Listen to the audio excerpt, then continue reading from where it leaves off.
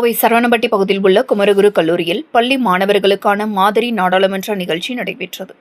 இதில் சிறப்பு விருந்தினராக கோவை மாவட்ட ஆட்சியர் பவன்குமார் ஜி கிரியப்பனவர் கலந்து கொண்டு துவக்கி வைத்தார்.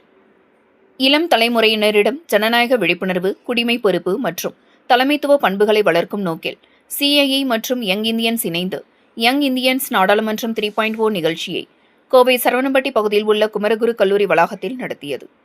2 நாட்கள் நடைபெறும் இந்த மாதிரி நாடாளுமன்ற நிகழ்ச்சியில் கோவை மற்றும் சுற்று வட்டாரத்தைச் சேர்ந்த 14 பள்ளிகளில் இருந்து 109 மாணவர் பிரதிநிதிகள் பங்கேற்று இந்திய நாடாளுமன்றத்தின் செயல்பாடுகளின் விவாதங்கள், சட்ட மசோதா கலந்துரையாடல்கள் மற்றும் கொள்கை வடிவமைப்பு அமர்வுகளில் பங்கேற்கின்றனர்.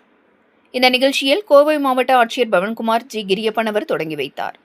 குமரகுரு பொது மற்றும் போட்டித் தேர்வு மையம், குமரகுரு பன்முக கலை மற்றும் அறிவியல் கல்லூரி அரசியல் அறிவியல் துறை மற்றும் யங் இந்தியன்ஸ் கோவை கிளை இணைந்து இந்த நிகழ்ச்சியை நடத்தியது. இந்த போட்டியில் சிறப்பாக செயல்படும் 15 மாணவர்கள் பிராந்திய சுற்றுக்கு தகுதி பெற்று பின்னர் புதுதில்லியில் நடைபெறும் தேசிய இறுதிப் போட்டியில் பங்கேற்கும் வாய்ப்பை பெறுவர்.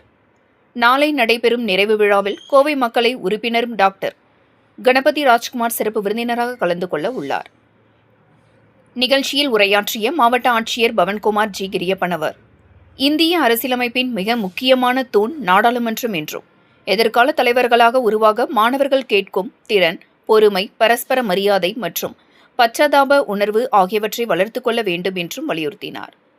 இந்த நிகழ்ச்சியில் யங் இந்தியன்ஸ் கோவை கிளை தலைவர் ராகுல் காமத் உள்ளிட்ட பலர் கலந்து கொண்டனர் என்பது குறிப்பிடத்தக்கது.